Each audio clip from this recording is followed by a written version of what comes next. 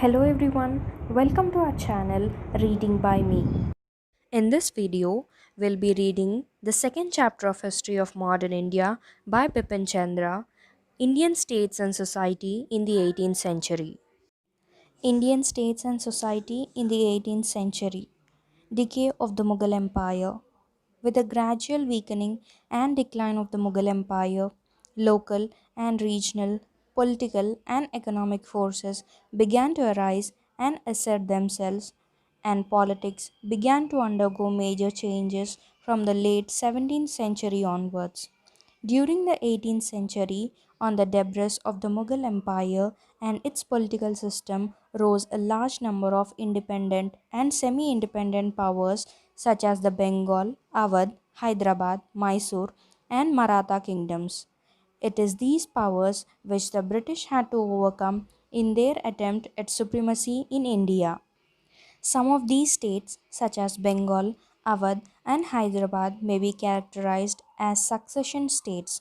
They arose as a result of the assertion of autonomy by governors of Mughal provinces with the decay of the central power. Others, such as the Maratha, Afghan, Jet, and Punjab states, were the product of rebellions by local chieftains, zamindars, and peasants against Mughal authority. Not only did the politics in the two types of the states or zones differed to some extent from each other, but there were differences among all of them because of the local conditions. Yet, not surprisingly, the overall political and administrative framework was very similar in nearly all of them. There was, of course, also a third zone comprising of areas on the southwest and southeast coast and of northeastern India where Mughal influence had not penetrated to any degree. The rulers of all the 18th century states tried to legitimize their position by acknowledging the nominal supremacy of the Mughal emperor and by seeking his approval as his representatives. Moreover, nearly all of them adopted the methods and spirit of Mughal administration. The first group of states, succession states, inherited functioning Mughal administrative structures and institutions. Others tried to adopt and adapt in varying degrees this structure and institutions, including the Mughal revenue system. The rulers of these states established law and order and viable economic and administrative structures. They curbed with varying degrees of success the lower local officials and petty chiefs and zamindars who constantly fought with higher authorities for control over the surplus produce of the peasant and who sometimes succeeded in establishing local centers of power and patronage. They also conciliated and accommodated these local chiefs and zamindars who desired peace and law and order. In general, there was in most of the states decentralization of political authority with chiefs, jagirdars, and zamindars gaining in economic and political power. The politics of these states were invariably non communal or secular, the motivations of their rulers being similar in economic and political terms. These rulers did not discriminate on religious grounds in public appointments, civil or military, nor did the rebels against their authority pay much attention to the religion of the rulers. There is therefore little warrant for the belief that the decline and breakup of the Mughal Empire was followed by anarchy or breakdown of law and order in different parts of India. In fact, whatever anarchy in administration and economy existed in the 18th century usually followed British wars of conquest and British intervention in the internal affairs of Indian states. None of these states, however, succeeded in arresting the economic crisis which had set in during the 17th century. All of them remained basically rent extracting states. The zamindars and jagirdars, whose number and political strength constantly increased, continued to fight over the income from agriculture while the condition of the peasantry continued to deteriorate. While these states prevented any breakdown of internal trade and even tried to promote foreign trade, They did nothing to modernize the basic industrial and commercial structure of their states. This largely explains their failure to consolidate themselves or to ward off external attack. Hyderabad and the Carnatic. The state of Hyderabad was founded by Nizam ul Mulk Asaf Jah in 1724. He was one of the leading nobles of the post Aurangzeb era.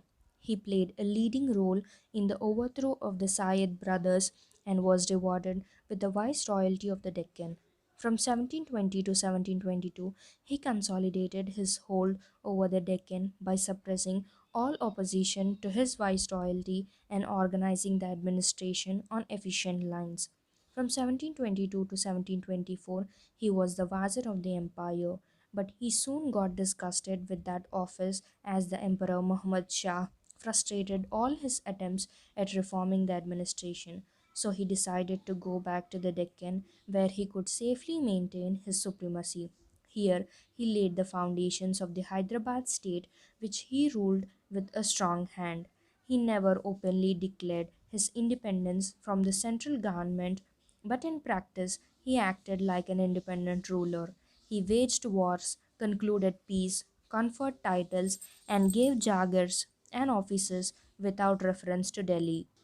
He followed a tolerant policy towards the Hindus. For example, a Hindu Puran Chand was his divan. He consolidated his power by establishing an orderly administration in the Deccan on the basis of the Jagirdari system on the Mughal pattern. He forced the big, turbulent zamindars to respect his authority and kept the powerful Marathas out of his dominions. He also made an attempt to rid the revenue system of its corruption, but after his death in 1748, Hyderabad fell a prey to the same disruptive forces as were operating at Delhi. The Carnatic was one of the Subah of the Mughal Deccan and as such came under the Nizam of Hyderabad's authority. But just as in practice, the Nizam had become independent of Delhi, so also the deputy governor of the Carnatic, known as the Nawab of Carnatic, had freed himself of the control of the viceroy of the Deccan and made his office hereditary.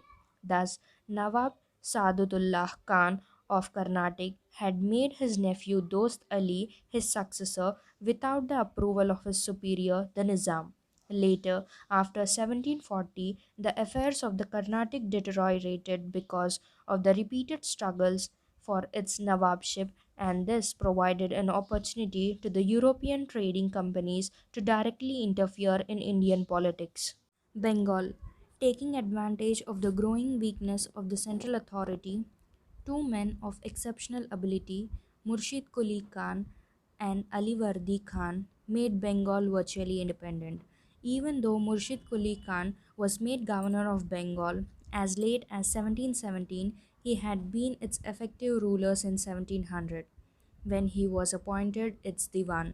He soon freed himself from central control, though he regularly sent a large tribute to the emperor.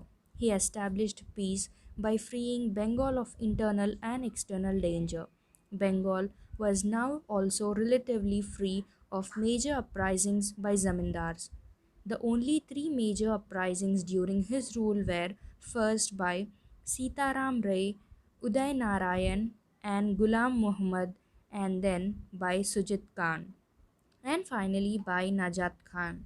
After defeating them, Murshid Quli Khan gave their zamindaris to his favorite Ram Jivan. Murshid Quli Khan died in 1727 and his son-in-law Shujauddin ruled Bengal till 1739. In that year, Ali Vardi Khan deposed and killed Shujauddin's sons, Sarfaraz Khan, and made himself the Nawab. These three Nawabs gave Bengal a long period of peace and orderly administration and promoted its trade and industry. Murshid Quli Khan affected economics in the administration and reorganized the finances of Bengal by transferring large parts of Jagir lands into Khalisah lands by carrying out a fresh revenue settlement and by introducing the system of revenue farming. He recruited revenue farmers and officials from local zamindars and merchant bankers. He also granted agricultural loans to the poor cultivators to relieve their distress as well as to enable them to pay land revenue in time. He was thus able to increase the resources of the Bengal government. But the system of revenue farming led to increased economic pressure on the zamindars and peasants. Moreover, even though he demanded only the standard revenue and forbade illegal seizures, he collected the revenue from the zamindars and the peasants with utmost cruelty. Another result of his reforms was that many of the older zamindars were driven out and their place was taken by upstart revenue farmers. Murshid Quli Khan and the succeeding Nawabs gave equal opportunities for employment to Hindus and Muslims. They filled the highest civil posts and many of the military posts with Bengalis, mostly Hindus. In choosing revenue farmers, Murshid Quli Khan gave preference to local zamindars and mahajans who were mainly Hindus. He thus laid the foundation of a new landed aristocracy in Bengal. All the three Nawabs recognized that the expansion of trade benefited the people and the government and therefore gave encouragement to all merchants, Indian and foreign. They provided for the safety of roads and rivers from thieves and robbers by establishing regular tanas and chowkis. They checked private trade by officials. They prevented abuses in the customs administration. At the same time, they made it a point to maintain strict control over the foreign trading companies and their servants and prevented them from abusing their privileges. They compelled the servants of the English East India Company to obey the laws of the land and to pay the same custom duties as were being paid by other merchants. Alivardi Khan did not permit the English and the French to fortify their factories in Calcutta and Chandernagore. The Bengal Nawabs proved, however, to be short sighted and negligent in one respect. They did not firmly put down the increasing tendency of the English East India Company after 1707 to use military force or to threaten its use to get its demands accepted. They had the power to deal with the company's threats, but they continued to believe that a mere trading company could not threaten their power. They failed to see that the English company was no mere company of traders, but was the representative of the most aggressive and expansionist colonialism of the time. Their ignorance of and lack of contact with the rest of the world was to cause the state dear. Otherwise, they would have known of the devastation caused by the Western trading companies in Africa, Southeast Asia, and Latin America. The Nawabs of Bengal neglected to build a strong army and paid a heavy price for it. For example, the army of Murshid Quli Khan consisted of only 2,000 cavalry and 4,000 infantry. Alivardi Khan was constantly troubled by the repeated invasions of the Marathas, and in the end, he had to cede a large part of Orissa to them. And when in 1756 to 67 the English East India Company declared war on Siraj ud Dowlah, the success of Alivardi, the absence of strong army contributed much to the viceroy of the foreigner. The Bengal Nawabs also failed to check the growing corruption among their officials. Even judicial officials, the qazis and muftis, were given to taking bribes. The foreign companies took full advantage of this weakness to undermine official rules and regulations and policies. Awadh, the founder of the autonomous kingdom of Awadh, was Saadat Khan Burhan ul Mulk, who was appointed governor of Awadh in 1722. He was an extremely bold, energetic, iron willed, and intelligent person. At the time of his appointment, many rebellious zamindars had raised their heads everywhere in the province. They refused to pay the land tax, organized their own private armies, erected forts, and defied the imperial government. For years, Sadat Khan had to wage war upon them. He succeeded in suppressing lawlessness and disciplining the big zamindars and thus increasing the financial resources of his government. He won over the chieftains and zamindars through various concessions. Moreover, most of the defeated zamindars were also not displaced. They were usually confirmed in their estates after they had submitted and agreed to pay their dues regularly. Sadat Khan also carried out a fresh revenue settlement in 1723. He is said to have improved the lot of the peasant by levying equitable land revenue and by protecting him from oppression by the big zamindars. Like the Bengal Nawabs, he too did not discriminate between Hindus and Muslims. Many of his commanders and high officials were Hindus, and he curbed refractory zamindars, chiefs, and nobles irrespective of their religion. His troops were well paid, well armed, and well trained. His administration was efficient. He too continued the Jagar system. Before his death in 1739, he had become virtually independent and had made the province a hereditary possession. He was succeeded by his nephew Safdar Jung, who was simultaneously appointed the Wazir of the Empire in 1748 and granted in addition the province of Allahabad. Safdar Jung gave a long period of peace to the people of Awadh and Allahabad before his death in 1754. He suppressed rebellious zamindars, won over others, and made an alliance with the Maratha. Here is the economic map of India during the first half of the 18th century. Sardar saw that his dominion was saved from their incursions. He was able to win the loyalty of Rajput chieftains and Sheikhzadas. He carried on warfare against the Rohilas and the Bangash Pathans. In his war against the Bangash Pathans in 1750-51, he secured Maratha military help by paying a daily allowance of rupees 25,000 and Jat support by paying rupees 15,000 a day. Later, he entered into an agreement with the Peshwa by which the Peshwa was to help the Mughal Empire against Ahmad Shah Abdali and to protect it from such internal rebels as the Indian Pathans and the Rajput Rajas. In return, the Peshwa was to be paid rupees 50 lakhs, granted the Chowth of the Punjab, Sindh, and several districts of northern India, and made the governor of Ajmer and Agra. The agreement failed, however, as the Peshwa went over to Safdar Jung's enemies at Delhi, who promised himself the governorship of Awadh and Allahabad. Safdar Jung also organized an equitable system of justice. He too adopted a policy of impartiality in the employment of Hindus and Muslims. The highest post in his government was held by a Hindu, Maharaja Nawab Rai. The prolonged period of peace and of economic prosperity of the nobles under the government of Nawabs resulted in time in the growth of a distinct Lucknow culture around the Awadh court. Lucknow, for long an important city of Awadh and the seat of the Awadh Nawabs after 1775, soon rivaled of Delhi in its patronage of the arts and literature. It also developed as an important center of handicrafts.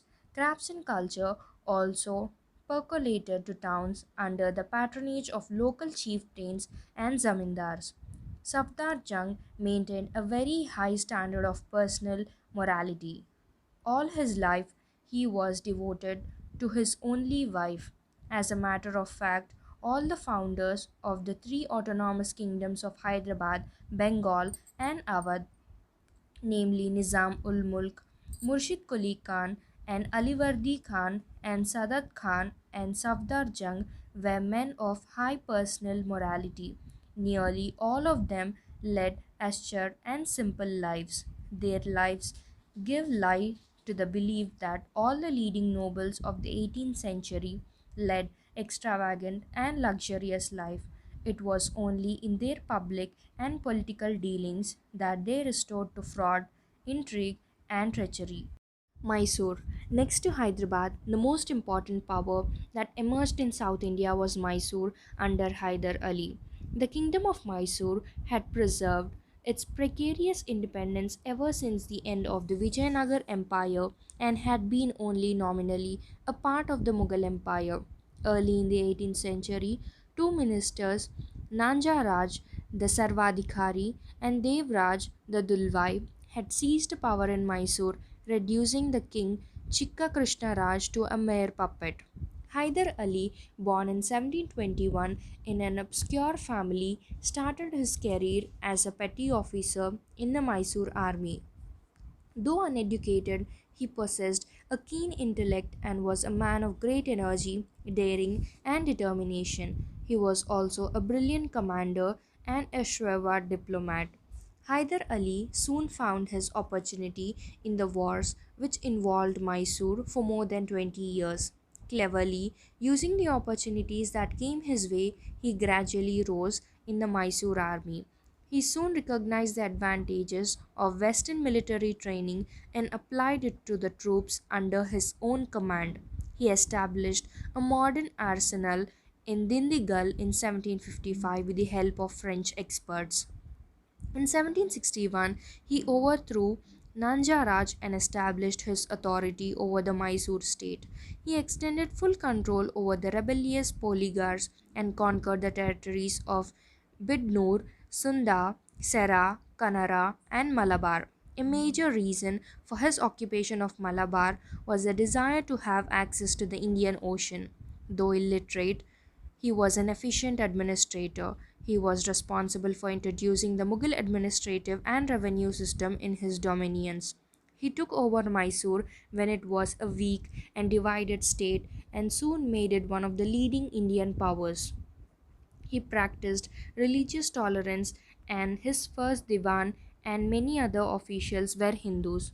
Almost from the beginning of the establishment of his power, he was engaged in wars with the Maratha Sardars, the Nizam, and the British. In 1769, he repeatedly defeated the British forces and reached the walls of Madras. He died in 1782 in the course of the Second Anglo Mysore War and was succeeded by his son Tipu. Sultan Tipu, who ruled Mysore till his death at the hands of the British in 1799, was a man of complex character. He was, for one, an innovator. His desire to change with the times was symbolized in the introduction of a new calendar, a new system of coinage, and new scales of weights and measures. His personal library contained books on such diverse subjects as religion, history, military science, medicine, and mathematics. He showed a keen interest in the French Revolution. He planted a tree of liberty at Srirangapatnam and he became a member of a Jacobean club. His organizational capacity is borne out by the fact that in those days of general indiscipline among Indian armies, his troops remained disciplined and loyal to him to the last. He tried to do away with the custom of giving jagirs and thus increase state income. He also made an attempt to reduce the hereditary possessions of the polygars and to eliminate the intermediaries between the state and the cultivator.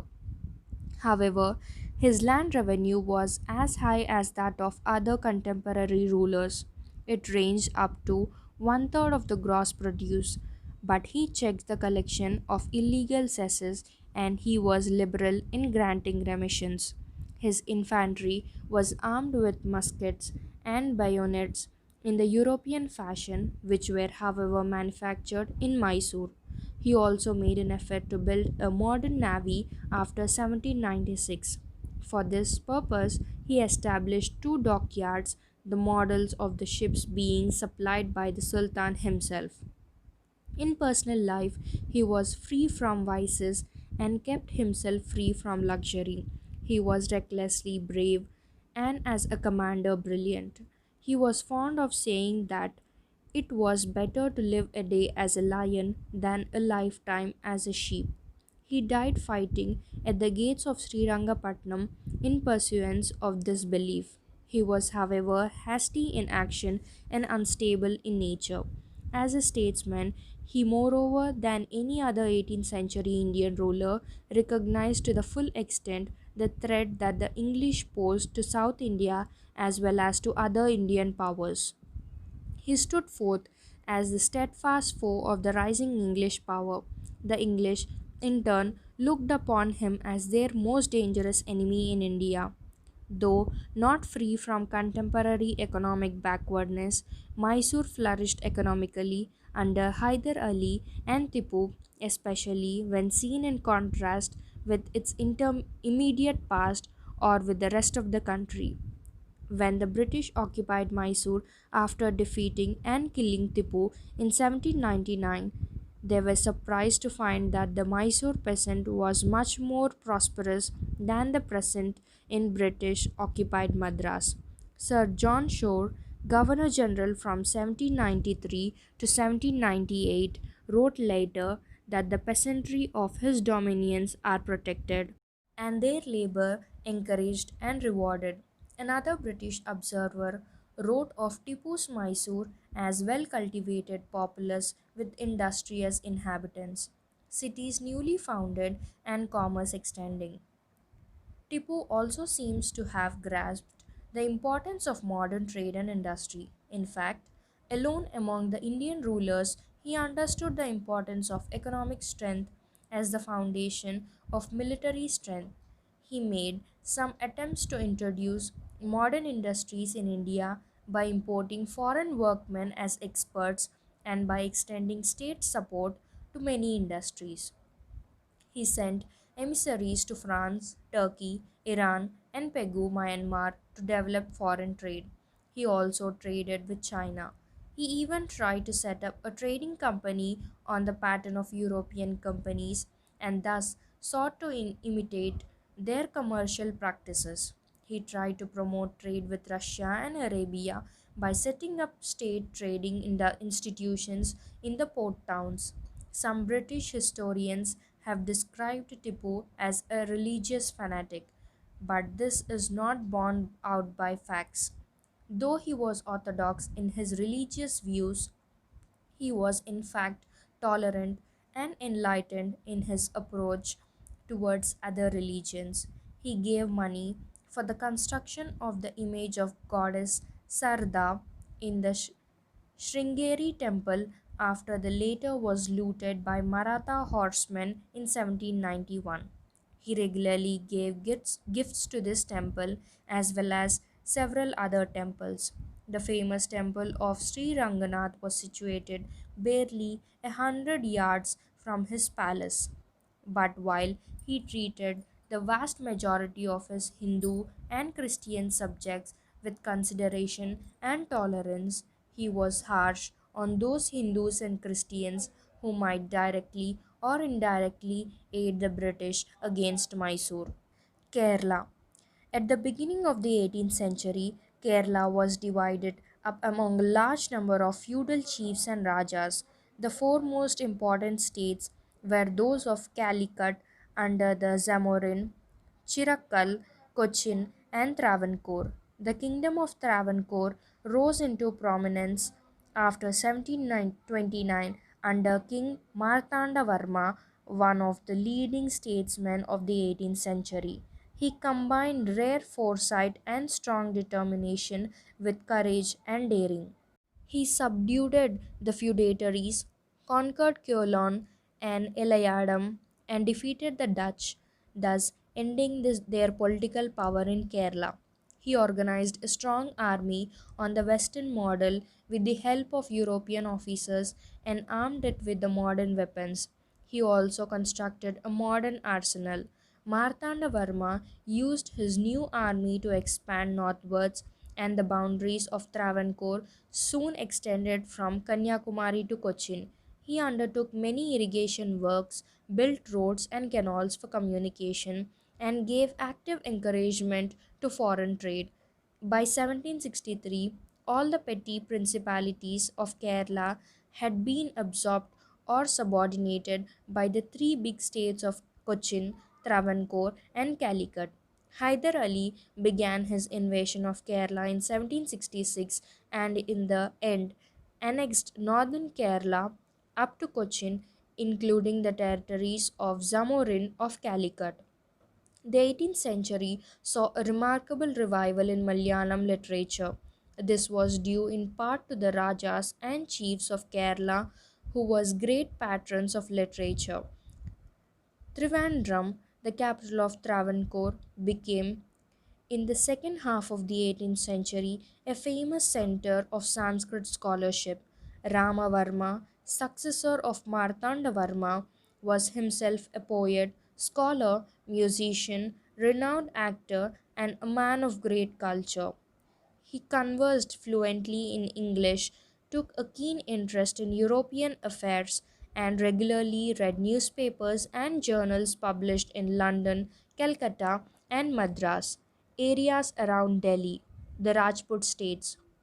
The principal Rajput states took advantage of the growing weakness of the Mughal power to virtually free themselves from central control while at the same time increasing their influence in the rest of the empire. In the reigns of Farooq Siyar and Muhammad Shah, the rulers of Amber and Marwar were appointed governors of important Mughal provinces such as Agra, Gujarat, and Malwa. The Rajputana states continued to be as divided as before. The bigger among them expanded at the cost of their weaker neighbors, Rajput and non Rajput. Most of the larger Rajput states were constantly involved in petty quarrels and civil wars. The internal politics of these states were often characterized by the same type of corruption, intrigue, and treachery as prevailed at the Mughal court. Thus, Ajit Singh of Marwar was killed by his own son. The most outstanding Rajput ruler of the 18th century was Raja Savai Jai Singh of Amber from 1681 to 1743. He was a distinguished statesman, lawmaker, and reformer, but most of all, he shone as a man of science in an age when Indians were oblivious of scientific progress.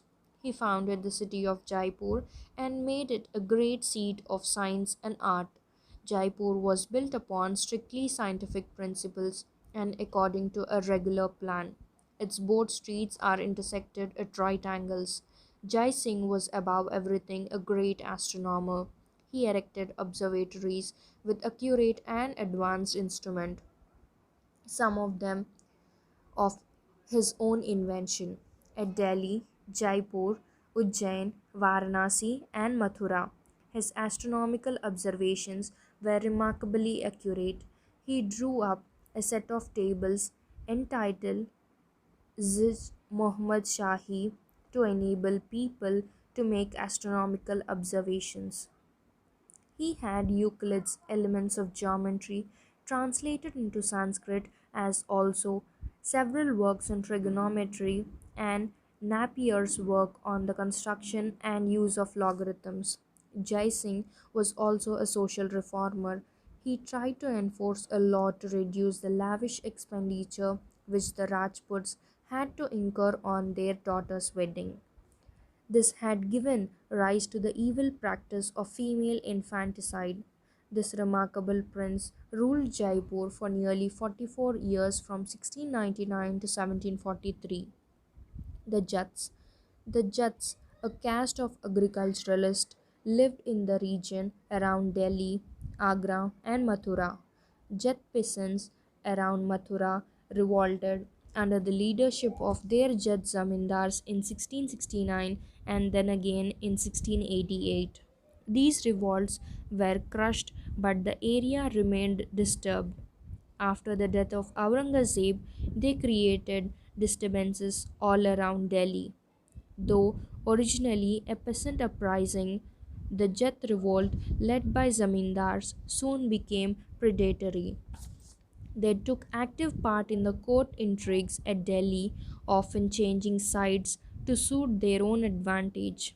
The Jet state of Bharatpur was set up by Churaman and Badan Singh.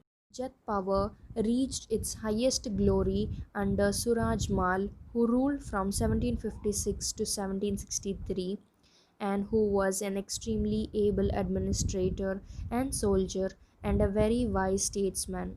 He extended his authority over a large area which extended from the Ganga in the east to the Chambal in the south, the Subah of Agra in the west to the Subah of Delhi in the north. His state included, among others, the districts of Agra, Mathura, Meerut, and Aligarh. He tried to lay the foundations of an enduring state by adopting the Mughal revenue system. A contemporary historian has described him as follows. Though he wore the dress of a farmer and could speak only his own Braj dialect, he was the plateau of the Jet tribe. In prudence, and skill and ability to manage the revenue and civil affairs, he had no equal among the grandees of Hindustan except Asaf Jah Bahadur. After his death in 1763, the Jet state declined and was split up among petty zamindars, most of whom lived by plunder. Bangashpatan and Rohelas. Muhammad Khan Bangash, an Afghan adventurer, established his control over the territory around Farrukhabad between what are now Aligarh and Kanpur during the reigns of Farooq Siyar and Muhammad Shah.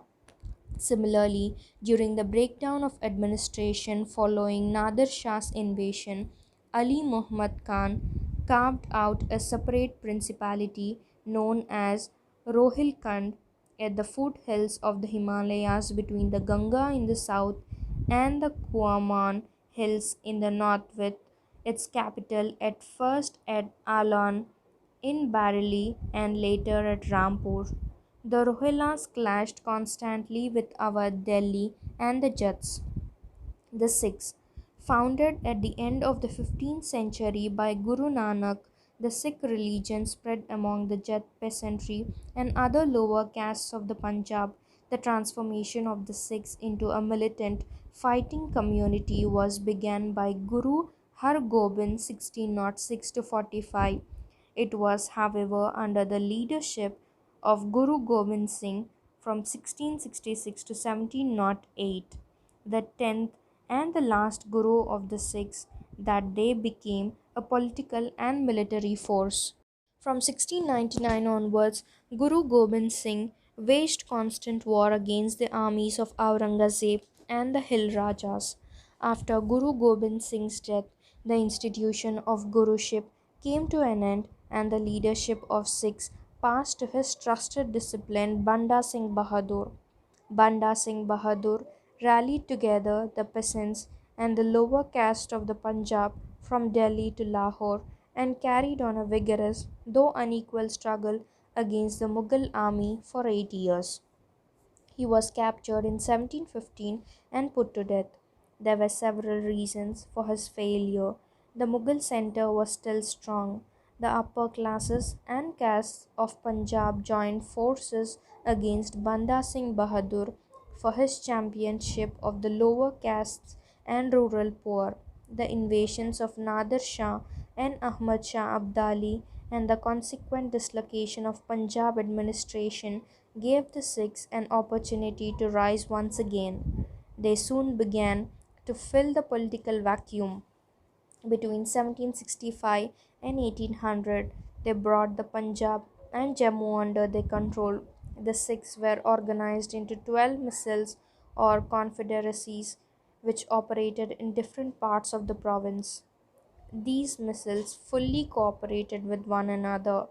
They were originally based on the principle of equality, with all members having an equal voice in deciding the affairs of a missile and in electing its chief and other officers. Gradually, the democratic and plebeian character of the missiles disappeared and powerful feudal chiefs and zamindars dominated them. The Punjab under Ranjit Singh. At the end of the 18th century, Ranjit Singh, chief of the Sukher Chakia missile, rose to prominence. A strong and courageous soldier, an efficient administrator, and a skillful diplomat, he was a born leader of men. He captured Lahore in 1799 and Amritsar in 1802. He soon brought all Sikh chiefs west of the Satluj under his control and established his own kingdom in the Punjab. Later, he conquered Kashmir, Peshawar, and Multan. The old Sikh chiefs were transformed into big zamindars and jagirdars. He did not make any changes in the system of land revenue promulgated earlier by the Mughals. The amount of land revenue was calculated on the basis of 50% of the gross produce. Ranjit Singh built up a powerful, disciplined, and well equipped army along European lines with the help of European instructors. His new army was not confined to the Sikhs. He also recruited Gurkhas, Biharis, Oriyas, Pathans, Dogras, and Punjabi Muslims. He set up modern foundries to manufacture cannon at Lahore and employed Muslim gunners to man them. It is said that he possessed the second best army in Asia, the first being the army of English East Indian Company. Ranjit Singh had great capacity for choosing his ministers and officials. His court was studded with outstanding men. He was tolerant and liberal in religious matters. He patronized not only Sikh but also Muslim and Hindu holy men. Many of his important ministers and commanders were Muslims and Hindus. The most prominent and trusted of his ministers was Farik Azizuddin, while his finance minister was Devan Dinanath. His was a state based on equal opportunities for all. Political power was not used for exclusive Sikh benefit. On the other hand, the Sikh peasant was much oppressed by Sikh chiefs as was the Hindu or Muslim peasant. In fact, the structure of the Punjab as a state under Ranjit Singh was similar to the structure of the other Indian states of the 18th century. When the British forbade Ranjit Singh in 1809 to cross the Satluj and took the six states east of the river under the under their protection, he kept quiet, for he realized that his strength was no match for the British. Thus, by his diplomatic realism and military strength, he temporarily saved his kingdom from English encroachment. But he did not remove the foreign threat, he only left it for his successors. And so, after his death, when his kingdom was torn by an intense internal struggle for power, the English moved in and conquered it. The rise and fall of the Maratha power, the most important challenge to the decaying Mughal power, came from the Maratha kingdom, which was the most powerful of the succession states. In fact, it alone possessed the strength to fill the political vacuum created by the disintegration of the Mughal Empire. Moreover, it produced a number of brilliant commanders and statesmen needed for their task. But the Maratha Sardars lacked unity, and they lacked the outlook and program which were necessary for founding an all India empire, and so they failed to replace the Mughals. They did, however, succeed in waging continuous war against the Mughal Empire till they destroyed it. Shahu, the grandson of Shivaji, had been a prisoner in the hands of Aurangzeb since 1689. Aurangzeb had treated him and his mother with great dignity, honor, and consideration, paying full attention to their religious, caste, and other needs, hoping perhaps to arrive at a political agreement with Shahu. Shahu was released in 1707 after Aurangzeb's death. Very soon, a civil war broke out between Shahu at Satara and his aunt Tarabai at Kolhapur, who had carried out an anti Mughal struggle since 1700 in the name of her son Shivaji too, after the death of her husband Raja Ram. Maratha Sardars, each one of whom had a large following of soldiers loyal to himself alone, began to side with one or the other contender for power. They used this opportunity to increase their power and influence by bargaining with the two contenders for power. Several of them even intrigued with the Mughal viceroys of the Deccan. Arising from the conflict between Shahu and his rival at Kolhapur, a new system of Maratha government was evolved under the leadership of Balaji Vishwanath, the Peshwa of King Shahu. With this change began the second period, the period of Peshwa domination in Maratha history, in which the Maratha state was transformed into an empire. Balaji Vishwanath, a Brahmin, started life as a petty revenue official and then arose step by step. He rendered Shahu loyal and useful service in suppressing his enemies. He excelled in diplomacy and won over many of the big Maratha Sardars to Shahu's cause. In 1713, Shahu made him his Peshwa or the Mukh Pradhan, chief minister. Balaji Vishwanath gradually consolidated Shahu's hold and his own over Maratha Sardars and over most of the Maharashtra except for the region south of Kolhapur where Raja Ram's descendants ruled. The Peshwa concentrated power in his office and eclipsed the other ministers and Sardars. In fact, he and his son Baji Rao I made the Peshwa the functional head of the Maratha Empire. Balaji Vishwanath took full advantage of the internal conflicts of the Mughal officials to increase Maratha power. He had induced Zulfikar Khan to grant the Chowth and Sardesh Mukhi of the Deccan. In the end, he signed a pact with the Said brothers. All the territories that had earlier formed Shivaji's kingdom were restored to Shahu, who was also assigned the Chowth and Sardeshmukhi of the six provinces of the Deccan. In return, Shahu, who had already recognized, though nominally, Mughal suzerainty, agreed to place a body of 15,000 cavalry at the emperor's service to prevent rebellion and plundering in the Deccan and to pay an annual tribute of 10 lakhs of rupees. He also walked barefoot and paid obeisance at the tomb of Aurangzeb at Kuldabad in 1714. In 1719, Balaji Vishwanath, at the head of a Maratha force, accompanied Syed Hussain Ali Khan to Delhi and helped the Syed brothers in overthrowing Farrukh Siyar. At Delhi, he and the other Maratha Sardars witnessed at first hand the weakness of the empire and were filled with the ambition of expansion in the north. For the efficient collection of the Chowth and Sardeshmukhi of the Deccan, Balaji Vishwanath assigned separate areas to Maratha Sardars who kept the greater part of the collection for their expenses. This system of assignment of the Chowth and Sardeshmukhi also enabled the Peshwa to increase his personal power through patronage. An increasing number of ambitious Sardars began to flock round him. In the long run, this was to be a major source of weakness to the Maratha Empire. Already, the system of Vatans and Sarajans had made the Maratha Sardars strong, autonomous, and jealous of central power. They now began to establish their control in the distant lands of the Mughal Empire, where they gradually settled down as more or less autonomous chiefs. Thus, the conquest of the Marathas outside their original kingdom were not made by a central army directly controlled by the Maratha king or the Peshwa, but by Sardars with their own private armies. During the process of conquest, these Sardars often clashed with one another. If the central authority tried to control them too strictly, they did not hesitate to join hands with the enemies, be they the Nizam, the Mughals, or the English.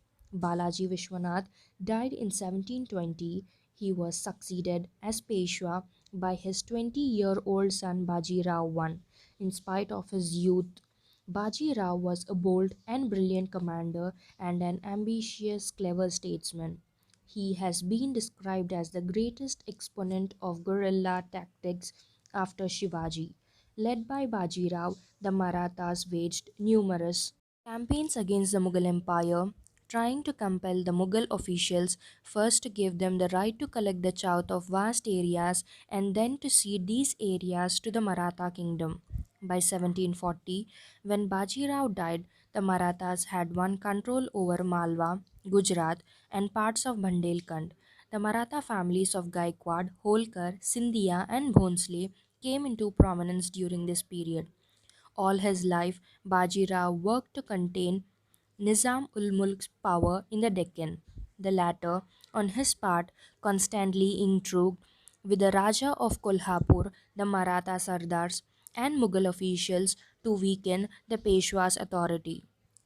Twice the two met on the field of battle, and both times the Nizam was worsted and was compelled to grant the Marathas the Chaud and Sardeshmukhi of the Deccan provinces. In 1733, Baji Rao started a long campaign against the Siddhis of Janjira and in the end expelled them from the mainland. Simultaneously, a campaign against the Portuguese was started.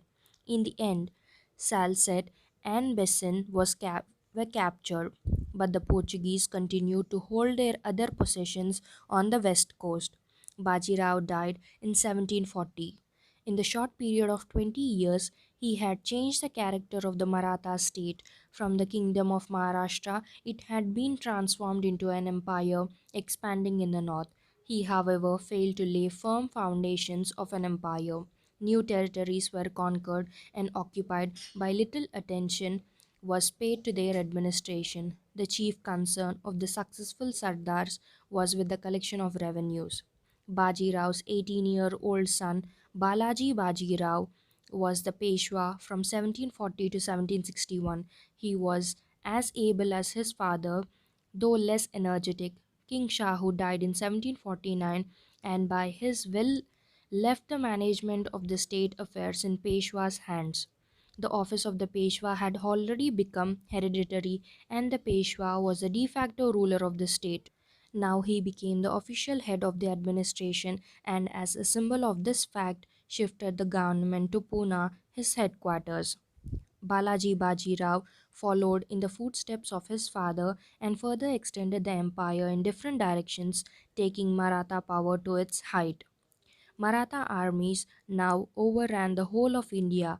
Maratha control over Malwa, Gujarat, and Bundelkhand was consolidated. Bengal was repeatedly invaded, and in 1751 the Bengal Nawab had to cede Orissa. In the south, the state of Mysore and other minor principalities were forced to pay tribute. In 1760, the Nizam of Hyderabad was defeated at Udgir and compelled to cede vast territories yielding an annual revenue of rupees 62 lakh. In the north, the Marathas soon became the power behind the Mughal throne. Marching through the Gangetic Doab, the Rajputana, they reached Delhi, where in 1752 they helped Imad ul Mulk to become the Wazir. The new Wazir soon became a puppet in their hands. From Delhi, they turned to the Punjab and soon brought it under control after expelling the agent of Ahmad Shah Abdali. This brought them into conflict with the doughty warrior king of Afghanistan, who once again marched into India to settle accounts with the Maratha power. A major conflict for mastery over North India now began. Ahmad Shah Abdali soon formed an alliance with Najib-ud-Dawla of Rohilkhand and Shuja-ud-Dawla of Awadh, both of whom had suffered at the hands of the Maratha Sardars. Recognizing the great importance of the coming struggle, the Peshwa dispatched a powerful army to the north under the nominal command of his minor son, the actual command being in the hands of his cousin Sadashiv Rao Bahu. An important arm of this force was a contingent of European style infantry and artillery commanded by Ibrahim Khan Gardi. The Marathas now tried to find allies among the northern powers, but their earlier behavior and political ambitions have antagonized all these powers. They had interfered in the internal affairs of the Rajputana states and levied huge fines and tributes upon them. They had made large territorial and monetary claims upon Awadh. Their actions in the Punjab had angered the Sikh chiefs. Similarly, the Jat chiefs, on whom they had also imposed heavy fines, did not trust them. They had therefore to fight their enemies all alone. Except for the weak support of Imad ul Mulk, moreover, the senior Maratha commanders constantly bickered with one another. The two forces met at Panipat on 14 January 1761. The Maratha army was completely routed. The Peshwa's son, Vishwas Rao, Sadashiv Rao Bahu, and numerous other Maratha commanders perished on the battlefield, as did nearly 28,000 soldiers. Those who fled were pursued by the Afghan cavalry and robbed and plundered by the Jats, Ahirs, and Gujaras of the Panipat region. The Peshwa, who was marching north to help his cousin, was stunned by the tragic news. Already seriously ill, his end was hastened and he died in June 1761. The Maratha defeat at Panipat was a disaster for them. They lost the cream of their army and their political prestige suffered a big blow. Most of all, their defeat gave an opportunity to the English East India Company to consolidate its power in Bengal and South India. Nor did the Afghans benefit from their viceroy. They could not even hold the Punjab. In fact, the Third Battle of Panipat did not decide who was to rule India but rather who was not. The way was therefore cleared for the rise of the British power in India. The 17-year-old Madhav Rao became the Peshwa in 1761. He was a talented soldier and statesman. Within the short period of 11 years, he restored the lost fortunes of the Maratha Empire. He defeated the Nizam, compelled Hyder Ali of Mysore to pay tribute, and reasserted control over northern India by defeating the Rohillas and subjugating the Rajput states and Jet chiefs. In 1771, the Marathas brought back Emperor Shah Alam to Delhi, who now became their pensioner. Thus, it appeared as if Maratha ascendancy in the north had been recovered. Once again, however, a blow fell on the Marathas, for Madhav Rao died of consumption in 1772. The Maratha Empire was now in a state of confusion. At Pune, there was a struggle for power between Raghunath Rao, the younger brother of Balaji Baji Rao, and Narayan Rao, the younger brother of Madhav Rao. Narayan Rao was killed in 1773. He was succeeded by his posthumous son, Savai Madhav Rao. Out of frustration, Raghunath Rao went over to the British and tried to capture power with their help. They resulted in the First Anglo Maratha War. The Peshwa's power was now on the wane. At Pune, there was constant intrigue between the supporters of Savai Madhav Rao, headed by Nana Fadnis, and partisans of Raghunath Rao. In the meantime, the big Maratha Sardars had been carving out semi independent states in the north, which could seldom cooperate. Gaikwad at Baroda, Bhonsle at Nagpur, Holkar at Indore, and Scindia at Gwalior were the most important. They had established regular administrations on the pattern of Mughal administration and possessed their separate armies. Their alliance to the Peshwas became more and more nominal. Instead, they joined opposing factions at Pune, intrigued with the armies of Maratha Empire. Among the Maratha rulers in the north, Mahadji Scindia was the most important.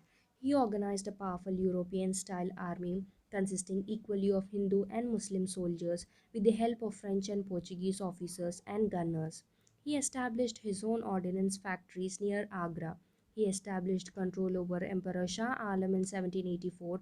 From the emperor, he secured the appointment of the Peshwa as the emperor's deputy on the condition that Mahadji would act on behalf of the Peshwa. But he spent his energies intriguing against Nana Fadnis. He was also a bitter enemy of Holkar of Indore. He died in 1794. He and Nana Fadnis, who died in 1800, were the last of the great soldiers and statesmen who had raised the Maratha power to its height in the 18th century. Savai Madhavrao died in 1795 and was succeeded by the utterly worthless Baji Rao II, son of Raghunath Rao. The British had by now decided to put an end to the Maratha challenge to their supremacy in India. The British divided the mutually warring Maratha Sardars through clever diplomacy and then overpowered them in separate battles during the Second Maratha War. 1803 to 1805, and the Third Maratha War 1816 to 19. While other Maratha states were permitted to remain as subsidiary states, the House of Peshwas was extinguished. Thus, the Maratha dream of controlling the Mughal Empire and establishing their own power over large parts of the country could not be realized. This was basically because of the Maratha Empire represented the same decadent social order as the Mughal Empire did, and suffered from the same underlying weaknesses. The Maratha chiefs were very similar to the later Mughal nobles, just as the Saranjami system was similar to the Mughal system of Jagirs. So long as there existed a strong central authority and the need for mutual cooperation against a common enemy, the Mughals, they remained united in a loose union.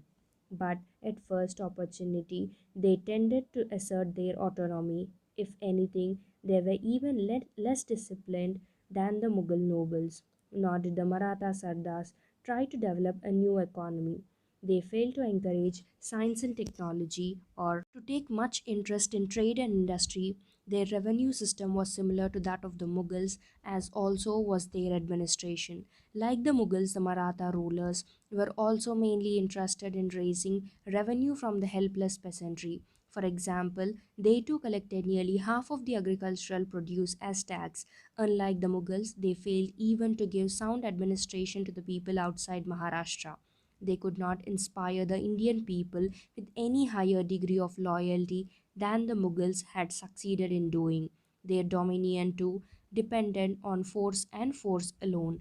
The only way the Marathas could have stood up to the rising British power was to have transformed their state into a modern state. This they failed to do.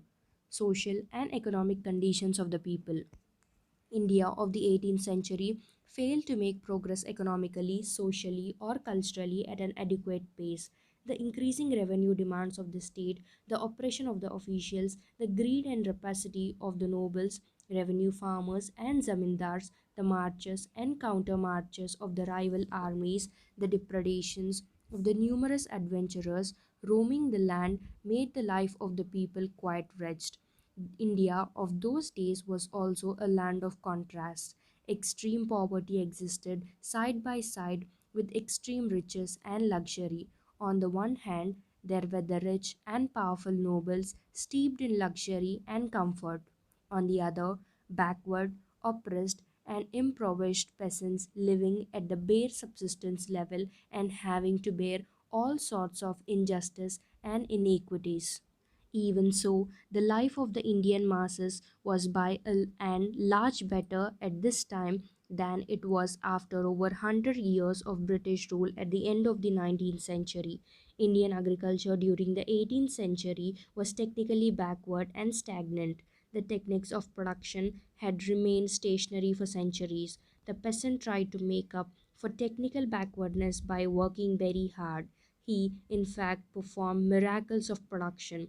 Moreover, he did not usually suffer from shortage of land, but unfortunately, he seldom reaped the fruits of his labor. Even though it was his produce that supported the rest of the society, his own reward was miserably inadequate. The state, the zamindars, the jagirdars, and the revenue farmers tried to extract the maximum amount from him. This was as true of the Mughal state as of the Maratha or Sikh chiefs or other successors of the Mughal state.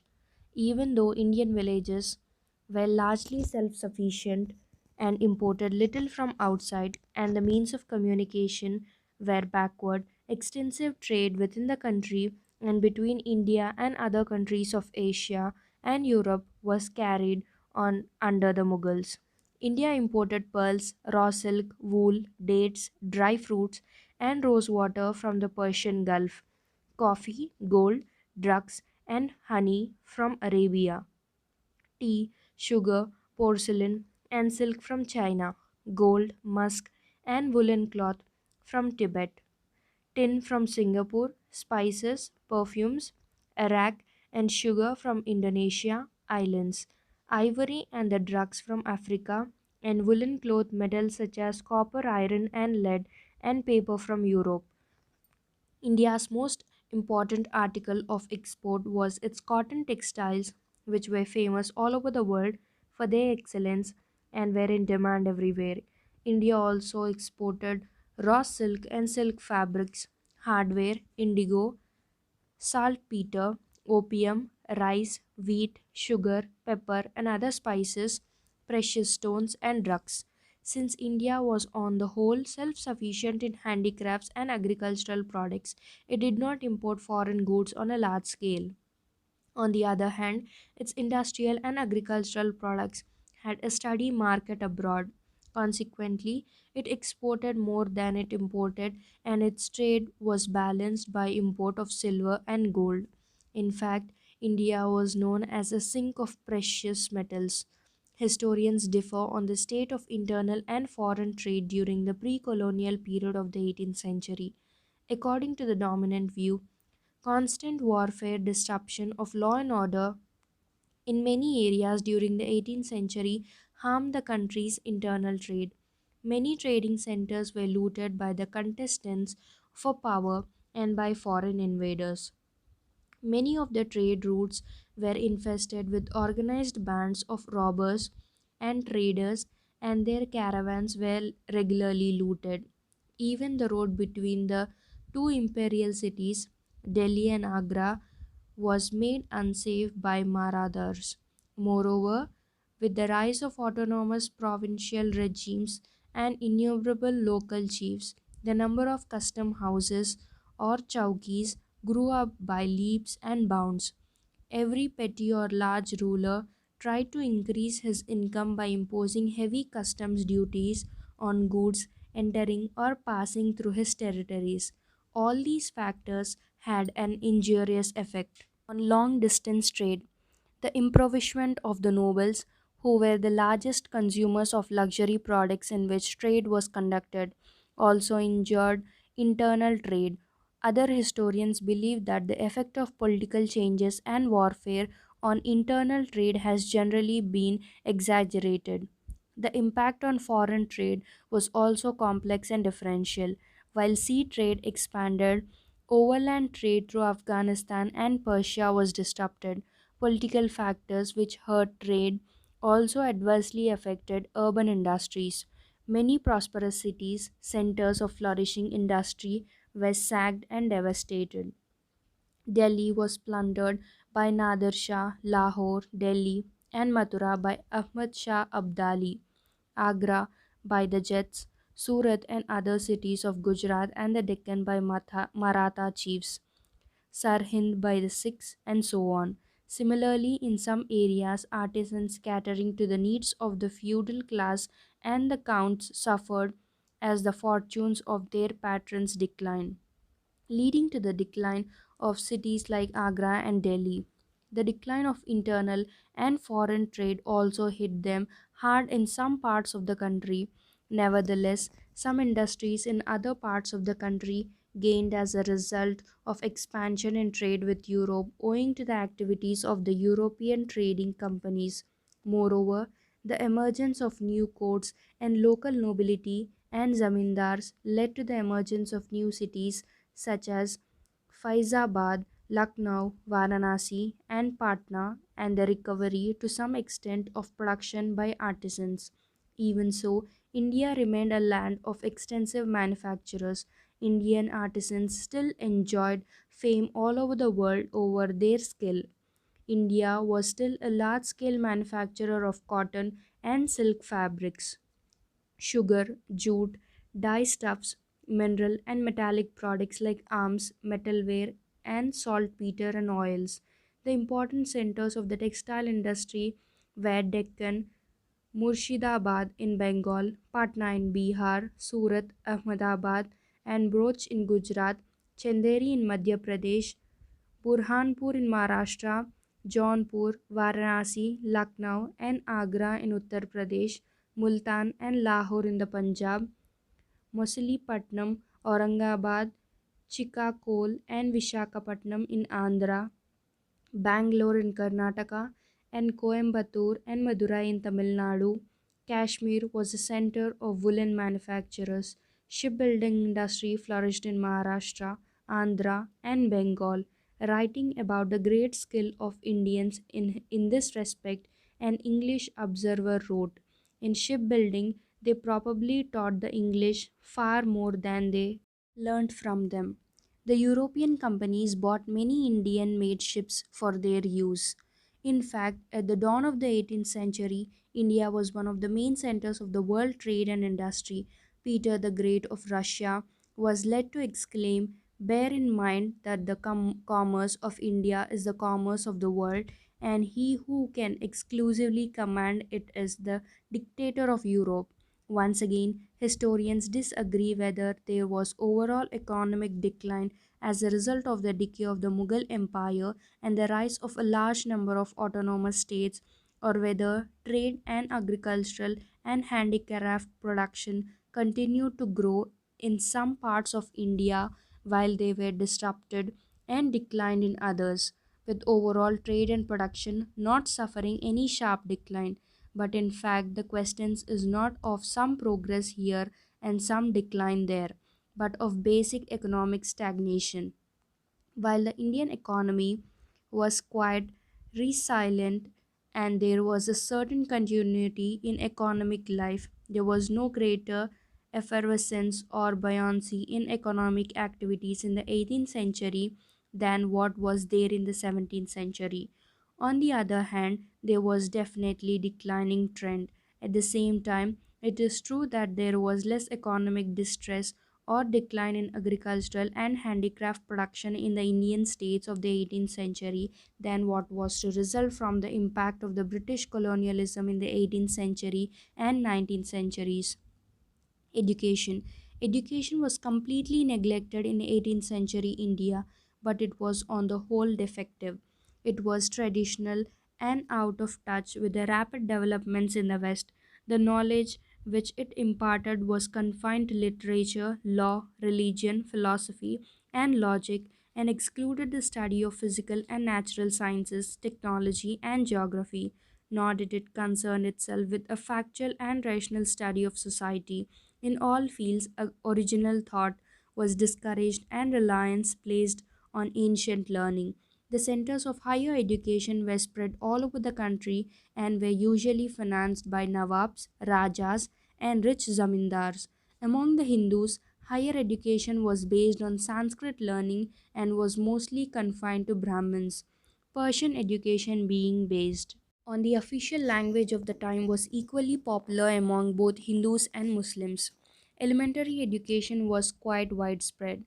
Among the Hindus, it was imparted through town and villages schools, while among the Muslims through the Malvis in maktabs situated in mosques. In these schools, the young students were taught reading, writing, and arithmetic. Though elementary education was mostly confined to the higher caste like Brahmins, Rajputs, Vaishyas, and many persons from the lower caste also often received it. Interestingly enough, the average literacy was not less than what it was under the British later. Warren Hastings even wrote in 1813 that Indians had in general superior endowments in reading, writing, and arithmetic than the common people of any nation in Europe. Though the standard of primary education was inadequate by modern standards, it suffered for the limited purpose of those days. A very pleasant aspect of education then was that the teachers enjoyed high prestige in the community. A bad feature of it was that girls were seldom given education, though some women of higher classes were an exception. Social and cultural life. Social life and culture in the 18th century were marked by stagnation and dependence on the past. Despite a certain broad cultural unity that had developed over the centuries, there was no uniformity of culture and social patterns all over the country, nor did all Hindu and all Muslim from two distinct native societies. People were divided by religion, region, tribe, language, and caste. Moreover, the social life and culture of the upper classes, who formed a tiny minority of the total population, was in many respects different from the life and culture of the lower classes. Caste was the central feature of the social life of the Hindus. Apart from the four Varnas, Hindus were divided into numerous castes which differed in their nature from place to place. The caste system rigidly divided people and permanently fixed their place in the social scale. The higher caste, headed by the Brahmins, monopolized all social prestige and privileges. Caste rules were extremely rigid. Intercaste marriages were forbidden. There were restrictions on interdining among members of different castes. In some cases, persons belonging to the higher caste would not take food touched by persons of the lower caste. Caste often determined the choice of profession, though exceptions occurred on a large scale. For example, Brahmins were involved in trade and government service and held zamindaris. Similarly, many Shudras achieved worldly success and wealth and used them to seek higher ritual and caste ranking in society. Similarly, in many parts of the country, caste status had become quite fluid. Caste regulations were strictly enforced by caste councils and panchayats and caste chiefs through fines, penances, and expulsion from the caste. Caste was a major divisive force and element of disintegration in the 18th century India. It often split Hindus living in the same village or region into many social atoms. It was, of course, possible for a person to acquire a higher social status by the acquisition of high office or power, as did the Holkar family in the 18th century. Sometimes, though not often, an entire caste would succeed in raising itself in the caste hierarchy. Muslims were no less divided by considerations of caste, race, tribe, and status.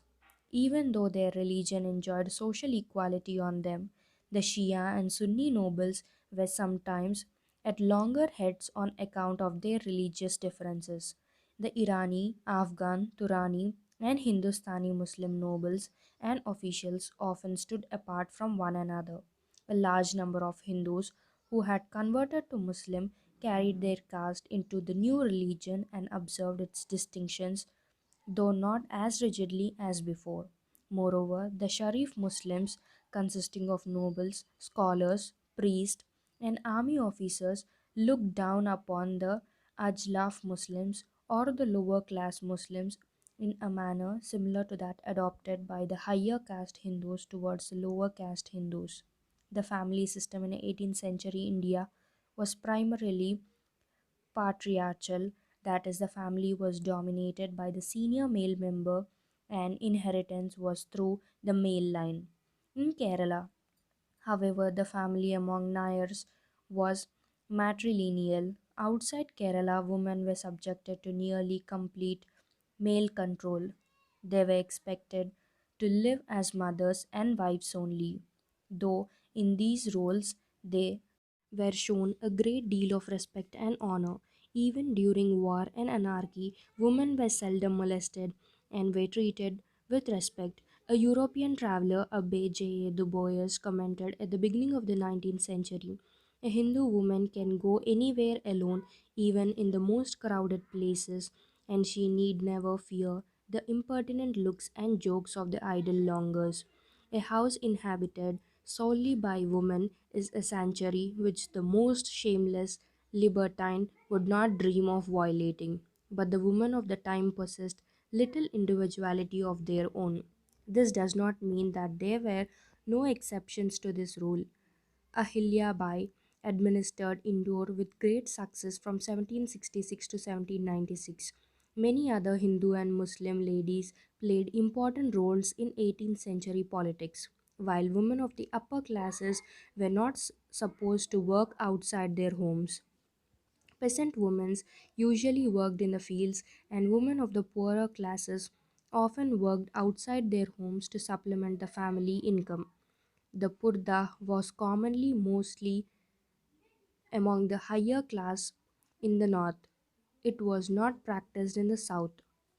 Boys and girls were not permitted to mix with one another. All marriages were arranged by the heads of the families. Men were permitted to have more than one wife, but except the well off, they normally had only one.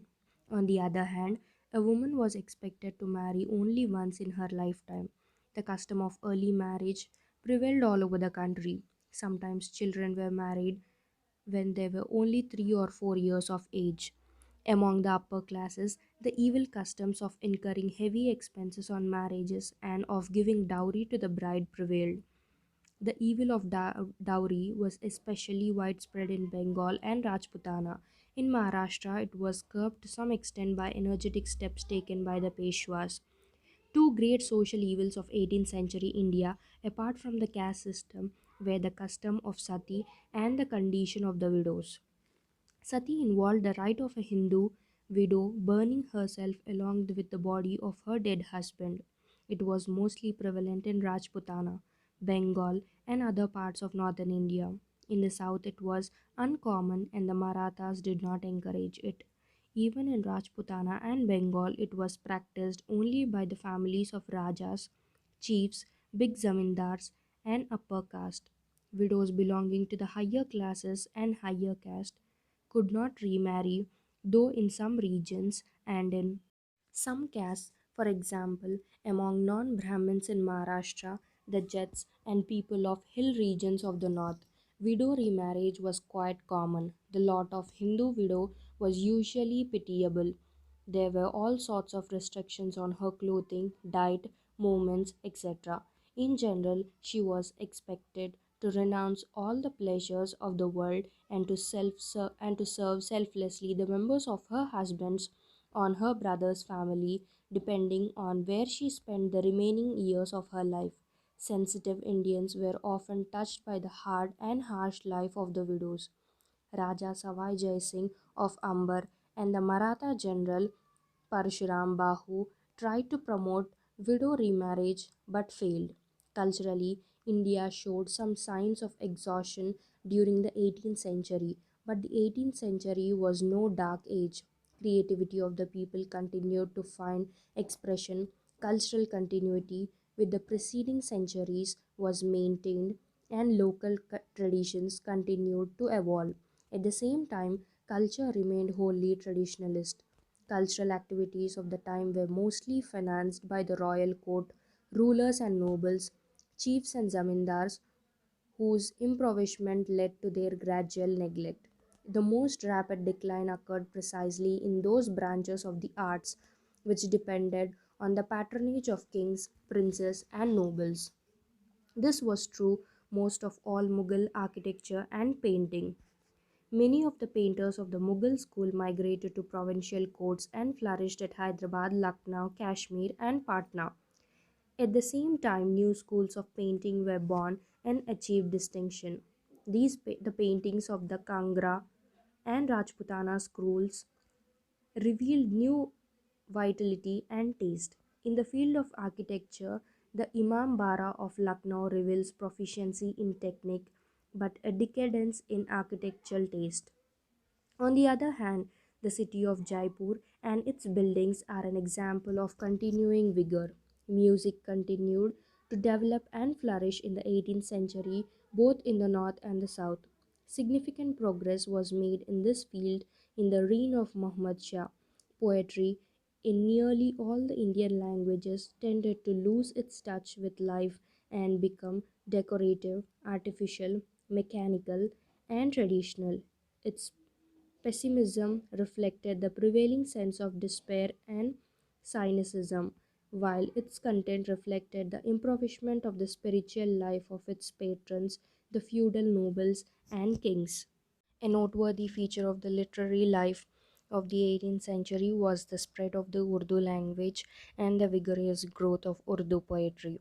Urdu gradually became the medium of social intercourse among the upper classes of northern India, while Urdu poetry shared the weaknesses of contemporary literature in any other Indian languages. It produced brilliant poets like Mir, Sauda, Nazir, and in the 19th century, that great genius Mirza Ghalib. Hindi too was developing throughout the country. Similarly, there was a revival of Malayalam literature, especially under the patronage of the Travancore rulers Martanda Varma and Rama Varma. One of the great poets of Kerala, Kunchan Nambayar, who wrote popular poetry in the language of daily usage, lived at this time. 18th century Kerala also witnessed the full development of Kathakali literature, drama, and dance. The Padmanabhapuram Palace, with its remarkable architecture and mural paintings, was also constructed in the 18th century. Tayumanvar was one of the best exponents of Sittar poetry in Tamil. In line with other Sittar poets, he protested against the abuses of temple rule and the caste system. Music, poetry, and dance flourished under the patronage of the Tanjore court in the first half of the 18th century. In Assam, literature developed under the patronage of the Ahom kings. Dayaram, one of the great lyricists of Gujarat, wrote during the second half of the 18th century. Heer Ranjha, the famous romantic epic in Punjabi, was composed at this time by Waris Shah. For Sindhi literature, the 18th century was a period of enormous achievement. Shah Abdul Latif composed his famous collection of poems, Risalo. Sachal and Sami were the other great Sindhi poets of this century. The main weakness of Indian culture lay in the field of science. Throughout the 18th century, India remained far behind the West in science and technology. For the last 200 years, Western Europe had been undergoing a scientific and economic revolution that was leading to a spate of inventions and discoveries. The scientific outlook was gradually pervading the Western mind and revolutionizing the philosophical, political, and economic outlook of the Europeans and their institutions.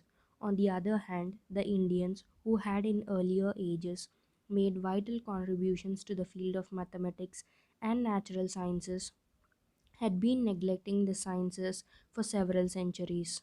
Indian mind was still tied to tradition. Both the nobles and the common people were superstitious to a high degree. The Indians remained almost wholly ignorant of scientific, cultural, political, and economic achievements of the West. They failed to respond to the European challenge. The 18th century Indian rulers showed little interest in things Western except in their weapons of war and techniques of military training. Except Tipu, they were content with the ideological apparatus they had inherited from the Mughals and other 16th and 17th century rulers. There were, of course, some intellectual stirrings. No people or culture can be totally stagnant.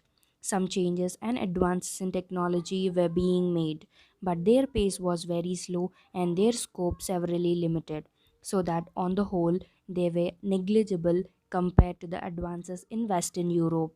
This weakness in the realms of science was to a large extent responsible for the total subjugation of India by the most advanced country of the time. The struggle for power and wealth, economic decline, social backwardness, and cultural stagnation had a deep and harmful impact on the morals of a section of the Indian people. The nobles, in particular, degenerated in their private and public life.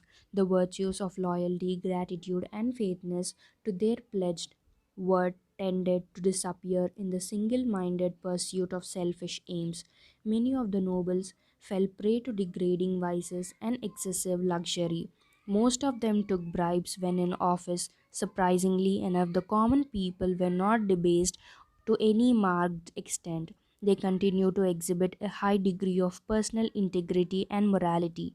For example, the well known British official John Malcolm remarked in 1821, "I don't know the example of any great population in similar circumstances preserving through such a period of changes and tyrannical rule so much virtue and so many qualities as are to be found in a great proportion of the inhabitants of this country." In particular, he praised the absence of the common vices of theft, drunkenness, and violence. Similarly, Cranford, another European writer, observed, "Their rules of morality are most benevolent, and hospitality and charity are not only strongly inculcated, but I believe now here more universally practiced than amongst Hindus." Friendly relations between the Hindus and Muslims were a very healthy feature of life in 18th century India. Even though the nobles and chiefs of the time fought one another incessantly, their fights and their alliances were seldom based on distinctions of religion. In other words, their politics were essentially secular.